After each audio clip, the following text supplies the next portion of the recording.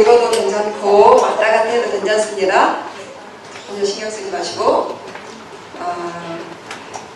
왔다 갔다 엄마들도 하셔도 됩니다. 우리가 지금까지 여성에 대해서, 자녀 양육에 대해서, 부부관계에 대해서 쭉 얘기해 왔는데요. 여성에 대해서 오늘 한 3번째 시간이에요. 첫 번째는 뭐였냐면 우리는 여성은 생명을 잉태해야 하는 자다. 그렇죠? 우리가 다 애를 낳잖아요. 그렇죠? 애를 낳을 것이고, 그래서 우리는 생명을 잉태하는 여인인데, 그 생명을 잉태하는 여인이 이 역할을 잘하기 위해서는 생명의 근원이 되신 그분을 예배할 때, 그분을 바라볼 때다. 그래서 이렇게 우먼월십, 우리 뷰티풀 월십을 만들었어요. 아기가 어렸을 때도 우리가 하나님과 이렇게 연결되어 있어야 되죠. 그런데 실제적으로 예배드리기가 힘들어서 자유롭게 해서 우리 예배 좀 드려보자 해서 이렇게 올 수 있도록 한 거죠. 두 번째는 이제 생명을 자라게 하는 것이 여인인데, 그래서 때를 따라 양식을 나눠주는 자다 이렇게 말했죠.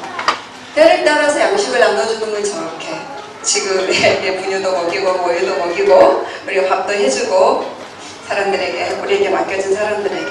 그런데 그렇게 하고 있는 것이 정말 신기하게 하나님이 너희를 깨어있어라 그 말씀이에요. 너희가 그렇게 너에게 맡겨주신 사람들에게 때를 따라서 양식을 나눠주고 있을 때 내가 와야 된다. 그때 그런 모습을 내가 바라봤을 때 너희는 정말 지혜롭고 충성된 자다. 이런 칭찬을 받게 된다.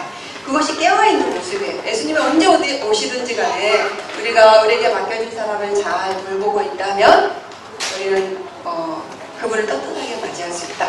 우리는 생명을 이렇게 양육하는 그런 존재죠. 오늘은 뭐냐면 생명을 잉태하고 이렇게 자라기만 하는 존재가 아니라 우리가 그 생명을 누리는 자다 이런 얘기예요. 생명을 누리는 여인. 오늘 제목이 뭐죠? 오늘 제목이 뭐죠? 생명의 복을 누리는 여인이에요.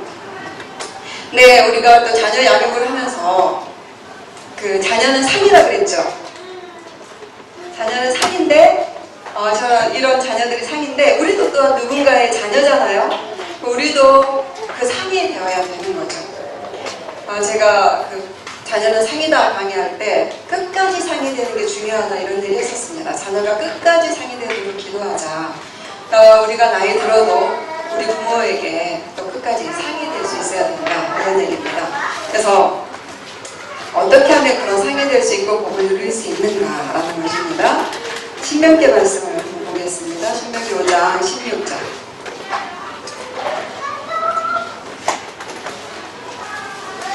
읽어볼까요? 시작. 너는 내 하나님 여호와께서 명령하신 대로 내 부모를 공경하라. 그리하면 내 하나님 여호와가 내게 준 땅에서 내 생명이 길고 복을 누리리라. 우리가 이 세상에서 이 삶이 주어졌잖아요. 이 삶을 행복하게 살고 오래 사는 비결, 그거 뭐냐면 부모를 공경하는 거다 라는 것입니다. 제가 결혼을 딱 해가지고 신혼 때 정말 행복했어요. 아직 결혼 안 하신 분들 오실래요? 기대하세요. 너무너무 행복한 거예요. 정말로 행복한데 갑자기 어느 날 그런 걱정이 들었어요. 우리 남편의 아버지가 굉장히 일찍 돌아가셨어요. 그러니까 저희 시어머니가 34살에 과부가 되셨어요. 굉장히 일찍 돌아가신 거죠. 근데 그 생각이 들면서 어머, 우리 남편이 일찍 죽으면 어떡하지? 이런 걱정이 됐어요. 너무 걱정이 돼가지고 잠이 안 오는 거예요. 어떡하냐? 근데 이 말씀이 생각이 났어요. 우리 남편이 오래 사는 방법이 있구나. 그건 뭐예요? 장수하리라 그랬잖아요. 오래 사는 방법은 뭐냐면 부모를 공경할 때. 그래서 깨워가지고 당신은 당신 엄마한테 잘해야 된다. 나를 위해서 당신이 오래 살아야 되니까 당신이 엄마한테 잘해야 된다. 이런 얘기를 했어요. 계속 중간중간 살아오면서 체크를 했어요. 당신이 엄마한테 잘하고 있는지 안 하고 있는지. 계속 얘기해. 당신은 엄마한테 잘해야 된다. 그거예요. 하나님은 그런 길을, 어떤 지도를 우리에게 딱 주신 거예요. 너희가 땅에서 정말 행복하게 살고 오래 사는 방법은 뭐냐면 너의 부모를 공경하는 거다. 그러니까 부모를 원인과 결과가 분명하죠. 부모를 공경하면 땅에서 행복하게 산다라는 것입니다. 그런데 이것은 뭐죠? 우리가 10계명 중에 약속이 있는 첫 계명이다 이런 얘기를 하잖아요. 그러니까 약속이 조건이 있고 약속이 딱 부여된 그런 계명이에요. 근데 왜 부모를 공경하는 것이 이렇게 중요할까라는 거죠. 첫 번째, 부모가 도대체 어떤 존재냐면, 보세요. 왜 부모를 공경해야 되냐면, 부모는 나의 생명의 통로죠. 내 생명이 부모가 아니고서는 태어나지 않잖아요. 그래서 생명의 통로인데, 그 생명의 근원은 누구냐면 하나님이죠. 하나님은 생명이십니다. 이걸로 하나님을 설명할 길이 없죠. 그분은 생명이에요. 그분으로부터 나온 모든 것은 생명이죠. 그래서 이 생명이신 근원이신 하나님이 부모를 통해서 생명을 이어가시는 거죠. 그래서 이 생명을 땅에서 이 생명이 행복하게 살고 누리는 것은 뭐냐면 이 생명의 통로가 된 부모를 공경할 때라는 거예요. 부모를 공경하면 생명에 대한 중요함에 대한 존중함에 대한 인식이 내 안에 있는 거죠. 하나님의 말씀 중에 그런 게 있죠. 나를 중요하게 여기면 나도 너희를 중요하게 여기겠다. 나를 사랑하면 나도 너희를 사랑하겠다. 이런 얘기를 하시잖아요. 그러니까 하나님의 그 중요하게 여기는 것, 그것을 내가 중요하게 여긴다면 그 중요함의 복을 우리가 누리는 거예요. 그래서 부모가 생명의 통로인데 그 부모를 공경하면 하나님을 공경하는 것이 됩니다. 그래서 유대인들은 한 선에 놓는데요. 부모와 하나님, 어떤 면에 굉장히 높은 것을 말할 때는 부모와 하나님을 공동선에 놓는다고 해요. 그래서 부모를 공경하는 것을 통해서 하나님을 공경하는 걸로 받아들이시는 거예요. 그만큼 부모가 중요한 거고 그걸 공경하는 것이 하나님의 뜻이라는 얘기예요. 그래서 우리가 부모를 공경하면서 생명을 소중히 여기기 때문에 생명의 복을 누릴 수 있다는 것입니다. 근데 공경한다는 건 뭘까요? 공경. 두 가지가 있습니다. 자녀들에게 하시는 이 계명, 첫 번째는 뭐죠? 내 부모에게 순종하라. 그래서 이 젊었을 때, 특별히 어린아이 때는 순종을 부지런히 가르쳐야 됩니다. 자녀들에게. 이 순종은 뭐냐면 하나의 울타리입니다. 이 어린아이들에게 정말 열심히, 특별히 두 돌 전후에 아주 부지런히 순종을 반드시 가르쳐야 되는데, 그것은 이 아이들이 안전하게 살게 하기 위해서 그런 것입니다. 부모가 이렇게 울타리가 딱 되어주면 그 안에 살게 하기 위해서. 부모에게 순종하지 않으면 이 울타리를 스스로 무너뜨리는 거거든요. 그러면 노출이 되는 거 위험해요. 그래서 반드시 순종함을 가르쳐야 됩니다. 근데 이 어렸을 때는 이렇게 순종을 가르치는데, 공경이라는 말은 조금 나이 들어서 나이 든 자녀들에게 하는 말 같아요. 그렇죠? 공경이라는 단어의 뜻은 이거랍니다. 무겁다. 그러니까 부모를 공경한다는 말은 부모를 무겁게 여겨라, 이런 얘기예요. 무슨 말이냐면 부모를 경홀히 여기지 마라, 함부로 하지 마라, 부모에게 부모를 무시하지 마라, 이런 얘기예요. 부모의 말과 부모에게서 나오는 어떤 것들을 좀 중요하게 여겨라, 이런 뜻이랍니다. 공경하는 방법이 뭘까요? 우리가 부모를 공경한다 할 때 굉장히 삶에 있어서 실제적으로 할 수 있는 것들이 있죠. 가장 중요한 것은 말인 것 같아요. 말로 공경을 표시하는 것. 특별히 우리 딸들이잖아요. 우리가 다 딸들은 자기 엄마, 친엄마, 친정엄마한테 말을 함부로 하죠. 그쵸? 참 희한한 그런 것 같아요. 대부분 우리가 스트레스를 받으면 누구한테 푸냐면 엄마한테 풀어요. 여러분 그렇게 했어요? 청소년기 때부터 아주 심해지죠, 그게. 엄마를 그냥 무시해도 되는 거야. 엄마가 밥 차려놓고 밥 먹고 가라고. 엄마 감사합니다. 먹고 갈게. 한 숟갈이라도 먹고 갈게. 이렇게 하고 얼마나 좋아요. 근데 늦었어! 막 하면서 자기가 늦잠 자서 늦은 거잖아요. 그런데 맞죠. 엄마 때문에 늦은 것처럼 막 하고 막 가잖아요. 그리고 물론 착한 사람은 가면서 후회를 하죠. 근데 이게 습관화되는 사람이 참 많아요. 모든 스트레스를 엄마한테 푸는 거죠. 그렇게 나는 안 했다라고 하신 분들을 보시래요. 나는 우리 엄마 밥 차려주면 항상 고맙습니다. 엄마 잘 먹을게요. 엄마 너무 힘들죠. 너무 맛있어요. 엄마가 있어서 너무 좋아요. 뭐 이런 얘기들을 하면서 지내온 딸은 거의 없죠. 그렇죠? 그래서 이제는 좀 바꿨으면 좋겠어요. 우리가 특별히 말은 조심해야 될 게 엄마와 관계인 것 같아요. 친엄마, 친정엄마, 자기를 낳아주신 엄마. 엄마들은 성경에 보면은 잠언에 이런 얘기 있잖아요. 말은 살리기도 하고 죽이기도 한다. 그런데 딸들이 이상하게 엄마를 말로 죽이는 경우가 많아. 엄마도 사실 상처받습니다. 안 받는 것 같죠? 근데 받아요. 엄마도 사람이잖아요. 그리고 가장 많이 위로를 받아야 될 대상은 누구냐면 딸로부터인 것 같아요. 딸이 가장 많이 이해를 할 수 있잖아요. 공감이 되고 아들보다 남편보다. 그래서 딸과 엄마의 관계는 말에 있어서 우리가 좀 새롭게 할 필요가 있는 거예요. 엄마를 살려주는 말을 하도록 결심했으면 좋겠어요. 엄마가 언제 딸 말 들으면 살아날까요? 어떤 말을 들을 때? 한번 생각을 해봅시다. 여러분 오늘은 일단 좀 이렇게 실제로 이렇게 적어보고 실천할 수 있는 항목을 나누고 이런 시간을 갖고 싶습니다. 일단 하나 생각해 봅시다. 엄마에게는 특별히 이번에 이제 추석이 다가오잖아요.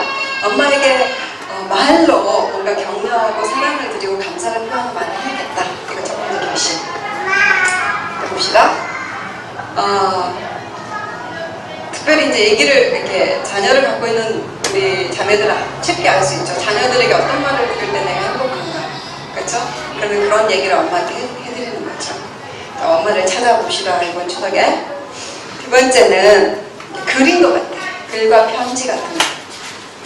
말로 하기가 힘든 관계 있잖아요. 엄마에게는 또 말로 할 수 있지만 물론 아빠랑 친한 사람도 있지만 또 아빠하고 말로 하기가 좀 쑥스러운 사람들은 글로 하면 좋을 것 같아요. 편지를 쓰는 거죠.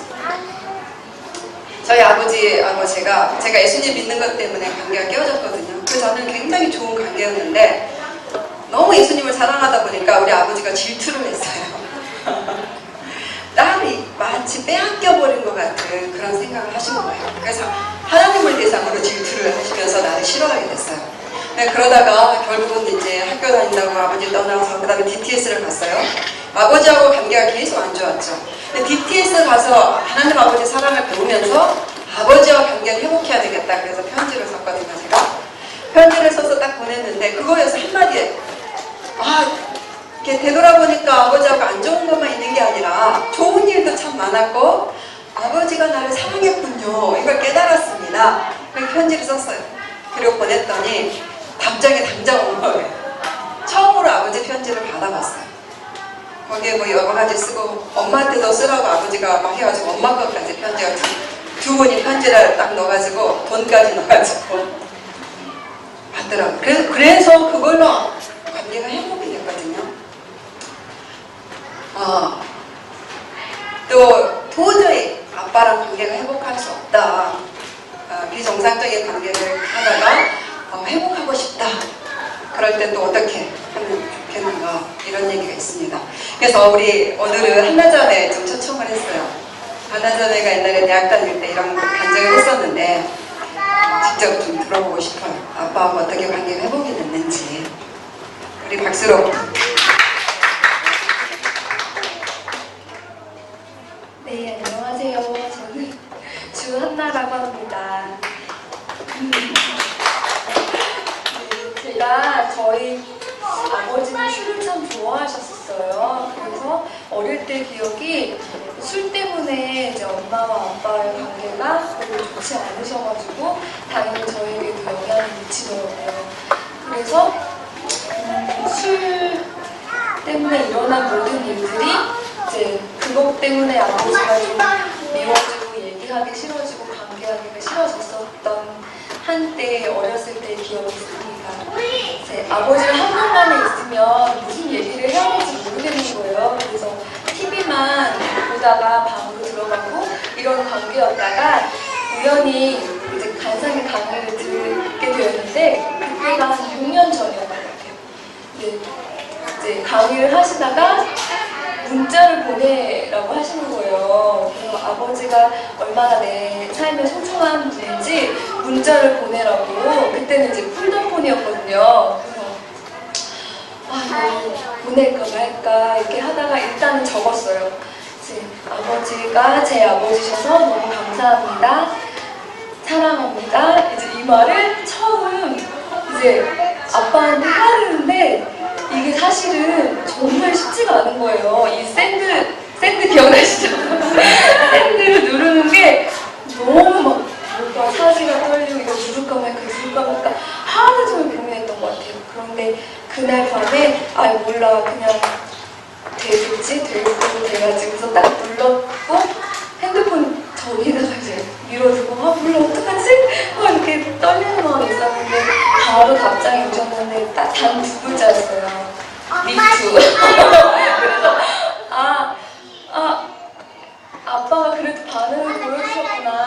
그런데 그 문자 한 통이 정말로 감사하게 아버지와 저와의 관계의 문을 열어주기 시작했어요. 제가 이전까지 아빠의 삶에 대해서 왜 아빠는 저렇게 살았을까 이해하려고 하지 않았던 저의 태도가 변하기 시작했고 아버지가 그렇게 살 수밖에 없었던 것이 제 눈에 들어오기 시작했죠. 이제 그게 6년 전인데 그 일을 시작으로 놀랍게 저희 아버지는 아버지 학교를 이제 수강하게 되셨고 그 이후에 저희 집안의 인사는 이제 안아주면서 사랑한다, 축복한다 이게 된 거예요. 근데 저희 아버는 교회 지금 안 다니시거든요. 근데 그렇게 정말 서서히 아버지가 변하는 걸 보면서 지금은 제가 아버지의 기도 부탁을 하게 될 정도로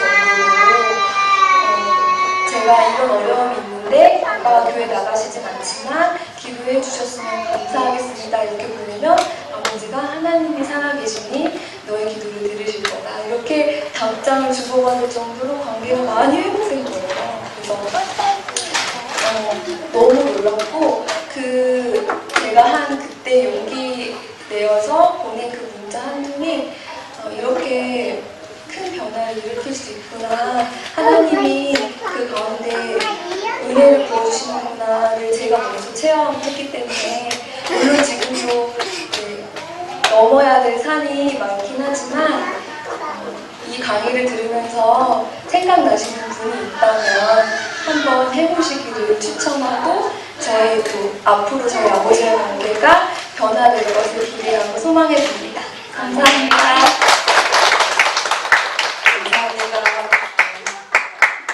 그래서 오늘은 여러분 한번 이 두 번째 실제 엄마한테는 말, 아빠한테는 문자, 편지를 한번 해보자. 그래서 실천을 한번 해봅시다. 참 신기하죠. 이거 아무것도 아닌 것 같은데 굉장한 영향력이 있어요. 그거 알죠? 우리가 보통 상식적으로 생각하는 거 뭐냐면 감정이 일어나야지 행동을 옮긴다라는 생각을 하고 있죠. 그리고 감정이 그렇지 않은데 행동으로 하거나 말로 하면 의성 같다 이런 생각을 하잖아요. 근데 그것은 진리가 아니에요. 루이스가 이런 얘기를 했어요.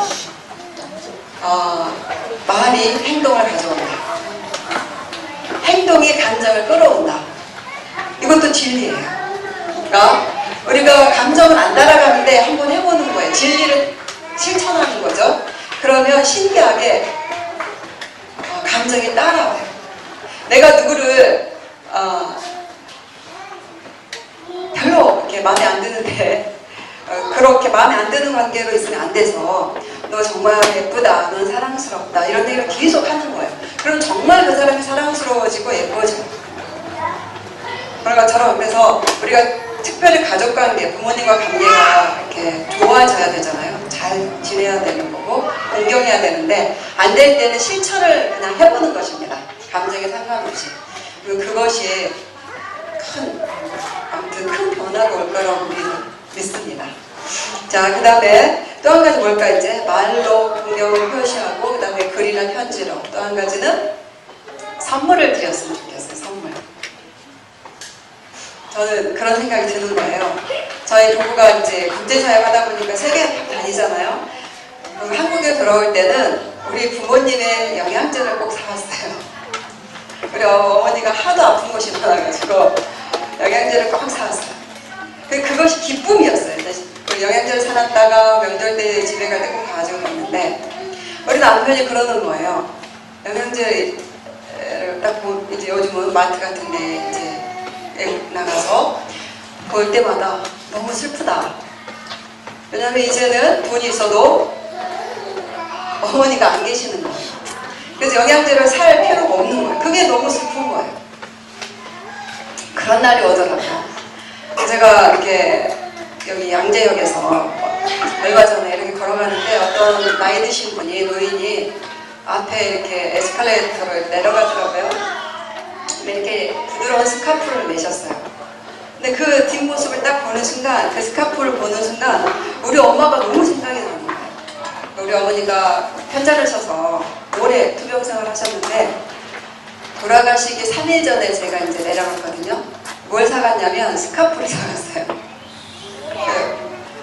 정말 우리 엄마가 이렇게 예쁜 걸 좋아하셨어요. 그래서 아주 예쁘고 부드러운 스카프를 사갔는데 그거를 더 이상 밀 수가 없는데도 얼마나 꼭 쥐고 계시는지, 소중히 여기시는지. 그래서 스카프만 보면 생각이 나요. 그런데 너무 슬픈 거예요. 이제 그런 거 아무리 있어도, 돈이 있어도, 예쁜 게 많아도 엄마가 안 계시니까 그런 생각을 했는데 어느 날 하나님 그런 마음을 주셨어요. 그게 아니다. 너희 부모가 아직도 많다. 그런 마음을 주시더라고요. 그러니까 세상의 모든 노인이 다 부모인 거예요. 그렇게 마음이 바꿔지니까 그래서 저희가 사실은 이 노인분들한테 선물을 자주 해요. 지금 우리 엄마 아빠라고 생각하고. 그냥 저희가 한가에 네 분이 아무도 안 계세요. 그래서 이제 부지런히 다른 사람 이렇게 나와 상관없을지라도 그런 기회가 있으면 그분들은 사실 그냥 돌아가시거든요. 사실 어렸을 때는 막 영원히 살 것 같잖아요, 부모님이. 근데 언젠가는 안 계십니다. 그래서 계실 때 그 말이 참 그냥 관용어잖아요. 있을 때 잘해. 근데 그게 실제가 되더라고요. 그래서 정말 후회가 돼요. 그때 엄마랑 저희 어머니가 며느리가 4명인데 가끔 며느리들 흉을 보고 싶을 때 있잖아요. 마음에 안 들면. 근데 제가 너무 철저하게 방어를 한 거예요. 우리 엄마가 며느리 흉을 보려고 하면 엄마 그러면 안 되지. 전혀 내 앞에서 나네요. 그 며느리들 흉을 못 보도록 차단을 했어요, 제가. 근데 지나고 나니까 너무 심했다, 내가. 엄마가 나 왜 누구에게 그런 얘기를 할 대상이 있었을까. 그런 생각이 드는 거예요. 좀 더 들어드릴까. 아니면 그런 얘기 아니더라도 뭐 처녀 때 얘기라든가 아버지를 어떻게 만났다 이런 얘기, 아버지한테 속상한 얘기를 이런 거 좀 많이 들어드릴까. 그게 참 후회가 돼요. 늘 그냥 무슨 일소드문의 간사처럼 엄마한테도 종로를 맨날 얘기하고 이랬던 좀 더 친근하게 들어드렸으면 얼마나 좋았을까. 엄마하고 친하게 지내고 그 다음에 살아계실 때 좀 선물을 해드렸으면 좋겠습니다. 좋아하는 거 있죠? 저희 시어머니에게 진주 목걸이를 한번 선물해드렸거든요. 얼마나 소중히 간직하시는지 돌아가실 때 보니까 돌아가시기 전에 그거를 거의 사용을 안 한 거예요. 모셔놓은 거예요, 소중하게. 그리고 그거를 저한테 다시 줬어요. 너 해라. 근데 지금도 갖고 다니면서 시어머니 보는 것처럼 갖고 다니거든요. 근데 그거라도 해서 참 다행이었다 싶어요. 선물을 많이 못 해드렸거든요, 시어머니한테. 네. 어쨌든 선물을 좀 전달합시다. 그걸 또 굉장히 표시죠. 또 한 가지는 용돈을 드리자는 것입니다.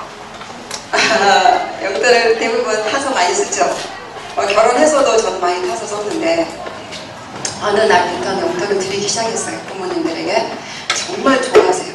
그러니까 액수를 아주 작아도 그냥 자식이 뭔가 용돈을 줬다는 것 자체를 좋아하시는 것 같아요. 우리 딸이 지금 아르바이트를 하고 있어요.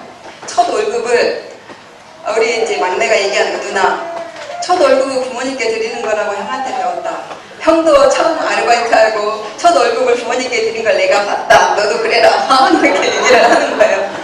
우리 딸이 막 고민하더니 정말 그래야 되나? 그러더니 월급을 통째로 반으로 나눠가지고 11조 빼고 내가 하나님께 11조, 나머지는 엄마, 아버지한테 절반씩 나눠가지고 딱 주더라고요. 사실 그거를 봉투에 넣은 채로 그대로 갖고 있어요. 제가 쓸 수가 없어요.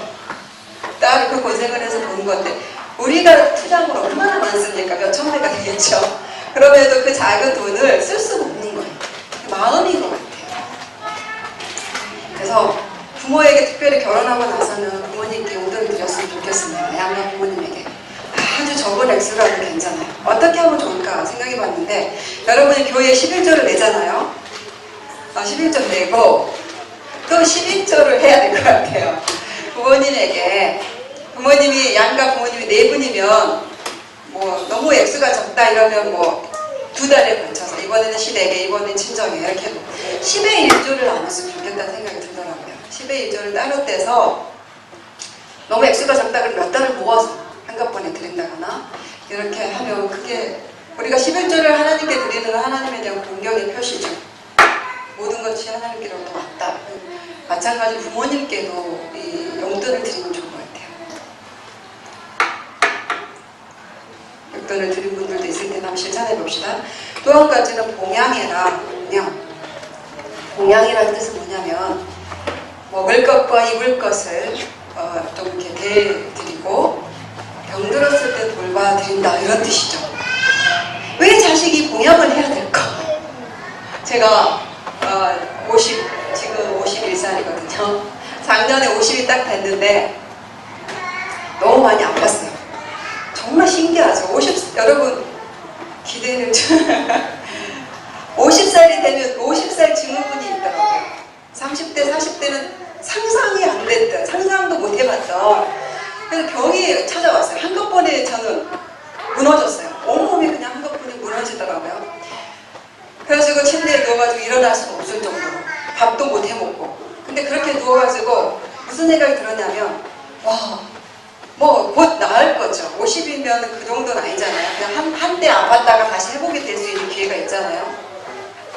그런데 내가 이렇게 노년이 되면 70, 80, 그 이상은 모르겠지만 70, 80이 되면 정말로 많이 아플 거고 기력이 쇠해질 텐데 그때는 어떻게 살지? 누가 나의 밥을 해주지? 이런 생각이 드는 거예요. 그리고 그렇게 누워있으니까 누가 제일 많이 생각났을까요? 엄마가 너무 많이 생각나요. 엄마는 내가 아프면 뭐 하고 와가지고 어디 아프냐, 뭐 병원에 가야지 이러잖아요. 근데 우리 남편도 맨날 왔다 갔다 하고, 우리 딸도 사실은 엄마가 아파도 방에 와서 엄마 어디 아파 이렇게 말을 안 해요. 우리 큰아들이 아주 많이 그렇게 해줘요. 엄마 어디가 아프세요? 제가 밥 해드릴게요. 근데 큰아들이 장가 가버렸잖아요. 너무 보고 싶은 거예요. 두 사람.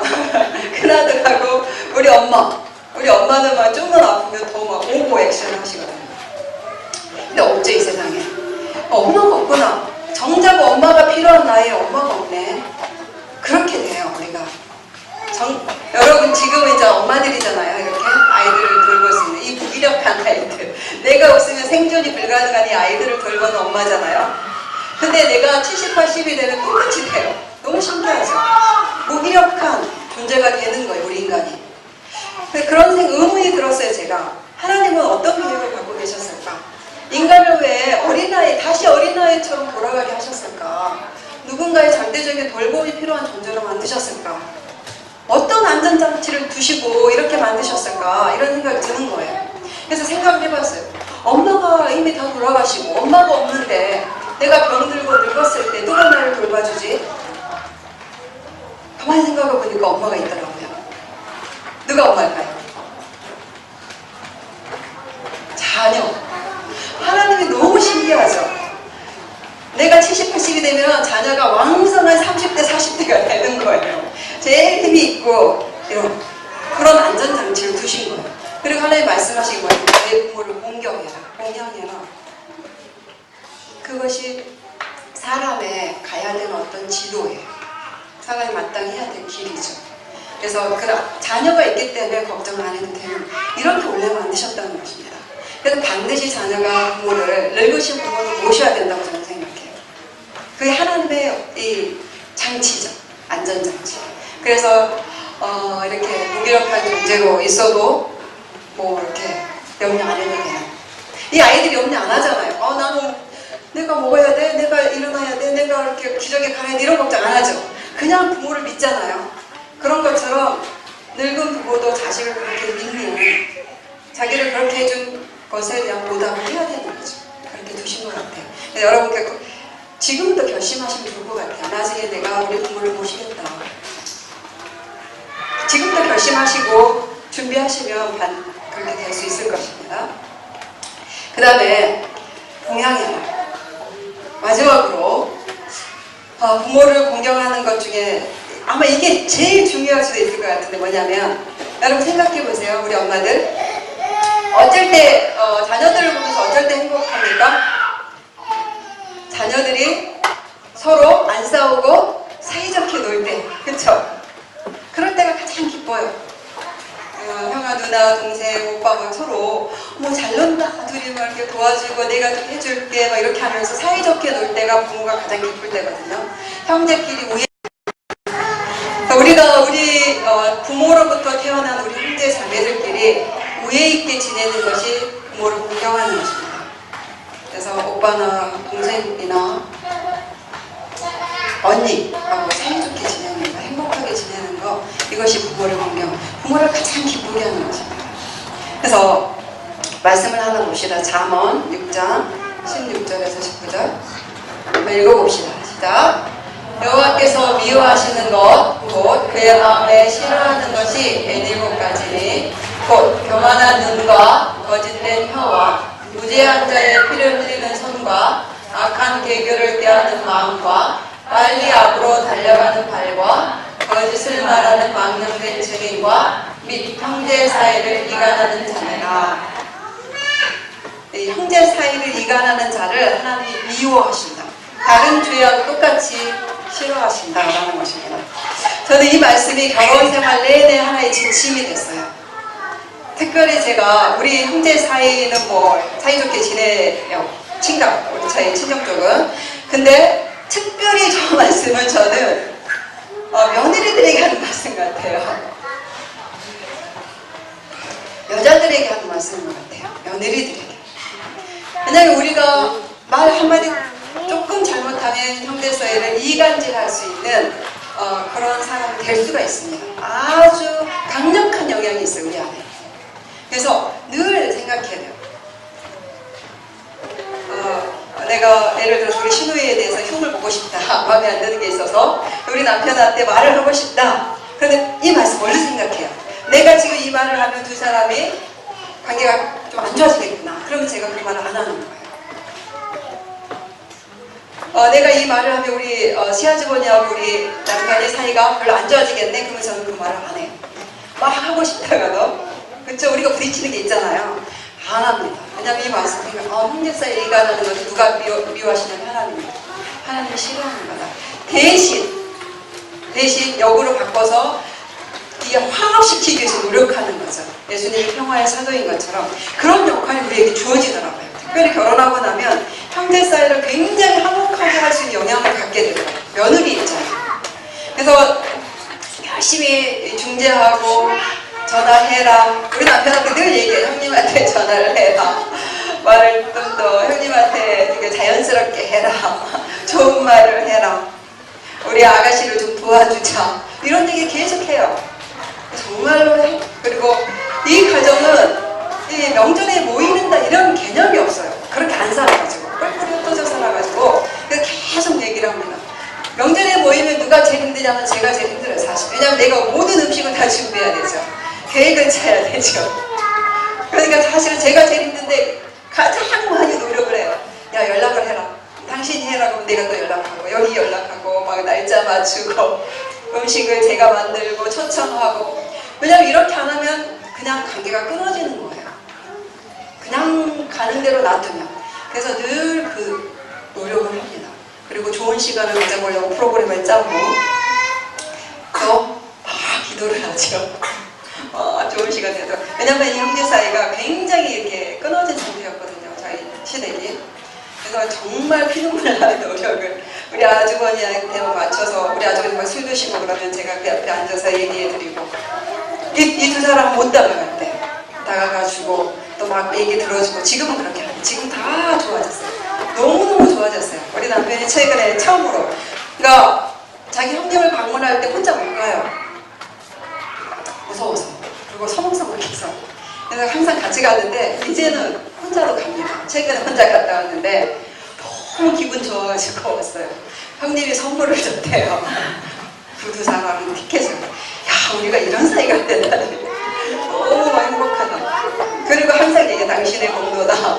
당신이 천사다. 막 이런. 사실이에요. 그래서 사실이다. 얘기해요.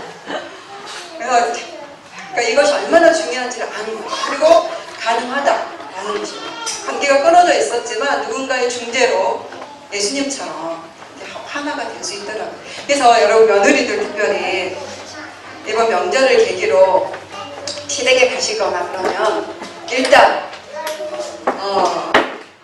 이렇게 하면 좋을 것 같아요. 자기 남편에 대해서는 부정적인 얘기를 하지 않는다. 아셨죠?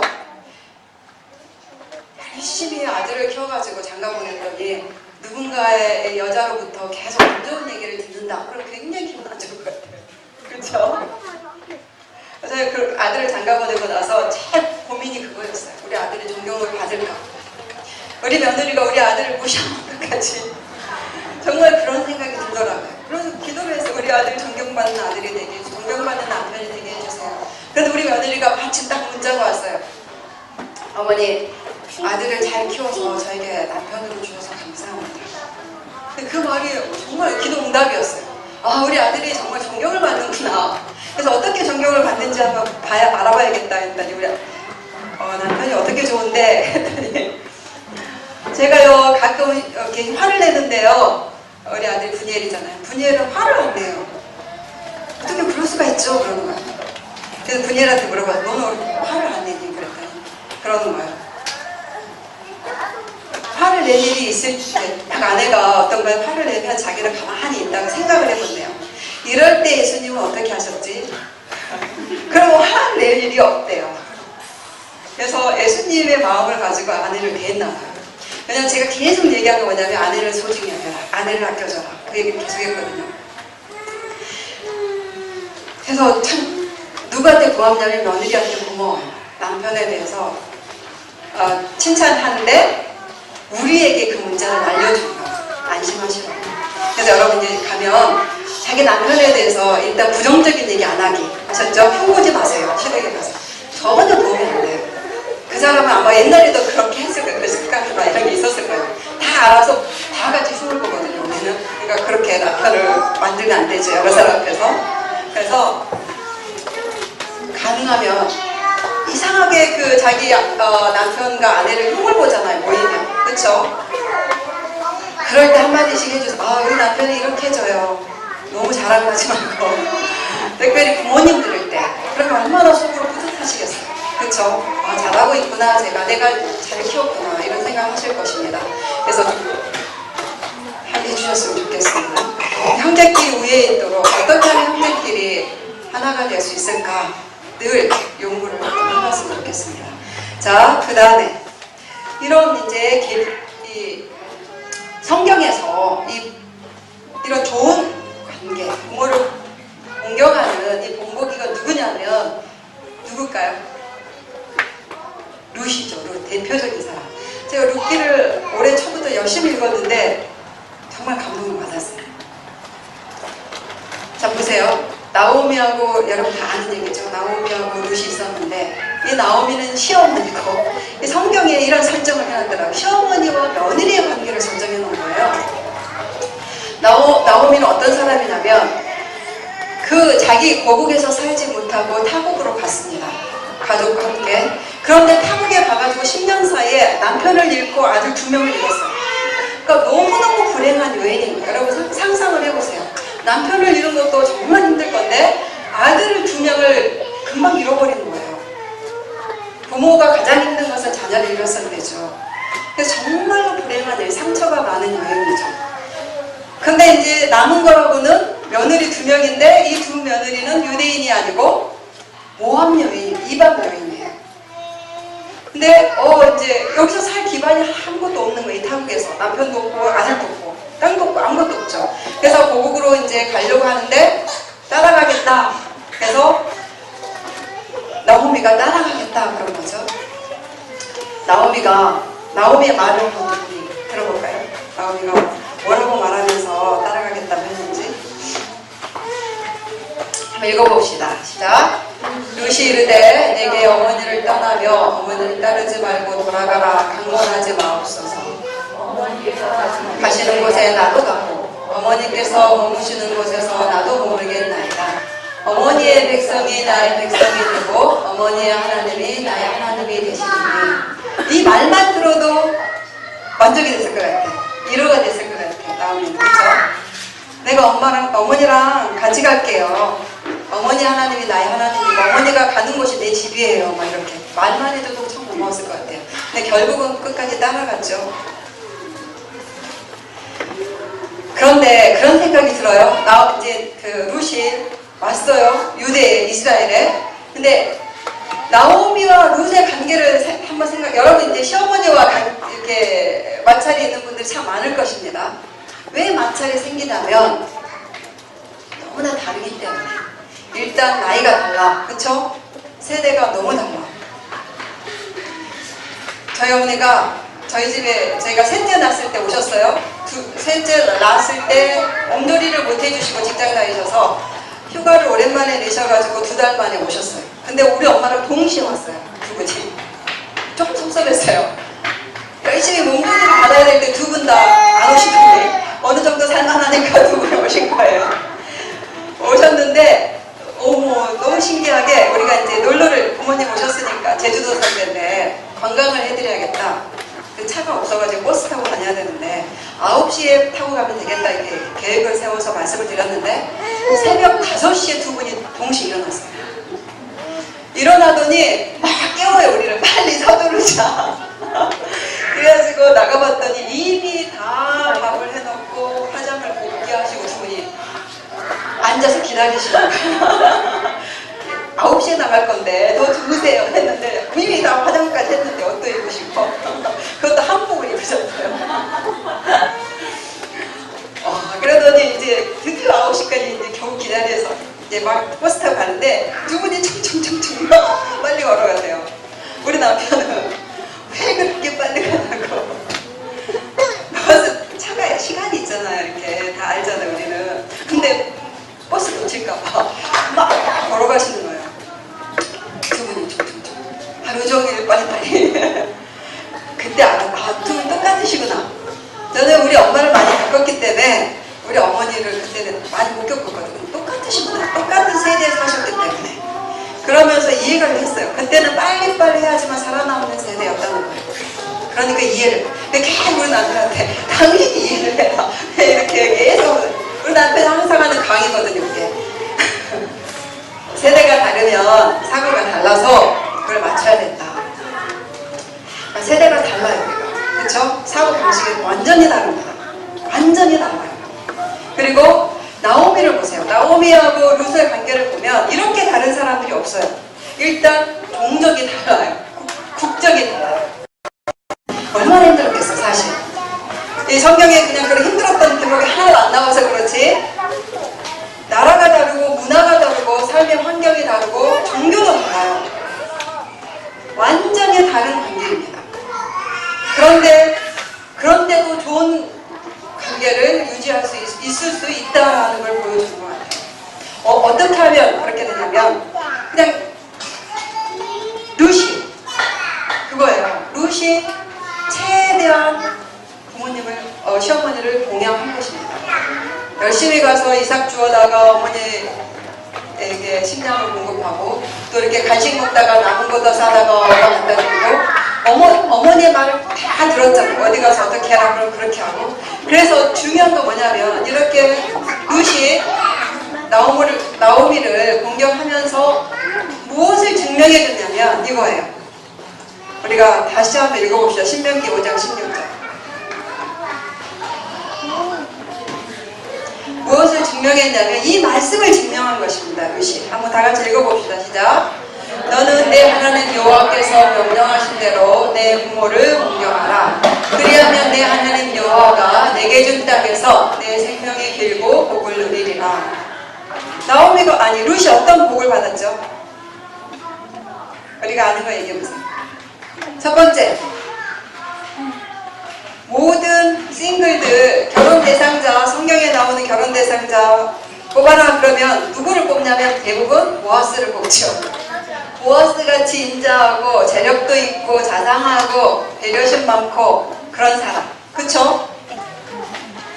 보아스가 누구의 남편이 됐습니까? 룻의 남편이 됐죠. 좋은 남편을 얻었어요. 그리고 더 중요한 것은 아들을 낳았죠. 누구를 낳았죠? 오벳을 낳았죠. 오벳은 이새의 아버지죠. 이새는 다윗의 아버지입니다. 다윗은 예수님의 조상이에요. 마태복음에. 그렇죠? 마태복음 한번 읽어볼까요? 시작. 살모는 나압에게서 보아스를 낳고 보아스는 룻에게서 오벳을 낳고 오벳은 이새를 낳고 이새는 다윗왕을 낳으니라. 다윗은 우리아의 아내에게서 솔로몬을 낳고 쭉쭉쭉쭉 하다가 이게 뭐냐 마태복음에 예수님의 계보를 말하는 것입니다. 결국은 이 조상이 됐어요. 룻이 유대인 여자가 아니었다는 것입니다. 옛날에는 이방인은 유대인에게서 개와 돼지와 논과 밥 이렇게 동등선이었어요. 인간 취급을 안 했습니다. 그래서 사실 결혼도 하면 안 되는 존재였어요. 그럼에도 불구하고 이 룻이 결혼을 해서 시어머니를 모시면서 하나님의 말씀을 지키면서 이 반열에 쓴 것입니다. 엄청난 복을 누리는 이 땅에서 잘되고 생명의 복을 누린 그런 여인이 된다는 것입니다. 누구든지 지금까지는 그렇게 못 살았지만 이제부터 이렇게 살면 하나님 말씀을 따라서 살면 그 결과를 그대로 얻는 거죠. 그래서 우리가 생명의 복을 이 땅에서 누리고 살려면 우리가 잘 살 수 있다는 것입니다. 행복하게 살 수가 있어요. 아주 복되게 살 수가 있습니다. 그것은 또 이 땅에서 장수하는 것도 중요한데 영원한 생명을 얻는 거죠. 하나님의 말씀을 지키면. 그 방법은 뭐냐면 우리를 낳아주신 부모를 공경할 때다라는 것입니다. 하나의 원칙이죠. 그래서 말로, 글로, 문자로 또는 안부 전화나 또는 물질로, 선물로, 용돈으로 이렇게 공경하는 그런 것들을 부모가 두 분인 사람은 어떻게 엄마 아빠에게 아니면 네 분인 사람은 어떻게 네 분에게 할 것인지 특별히 추석을 개점으로 우리가 계획을 세봅시다. 이 시간에. 그래서 이렇게 네 명씩 지금 좀 이렇게 모여볼까요? 그리고 우리 이제 자매님들이 좀 들어가서 인도해 주시고 먼저는 계획을 꼭 구체적으로 써봅시다. 그리고 어떻게 실천하겠다. 근데 나는 실천하기 너무 힘들어요. 그런 분들 좀 나누시면서 기도도 받으시고 아셨죠? 이 복을 놓치는 그런 일이 없도록 이 복을 누리는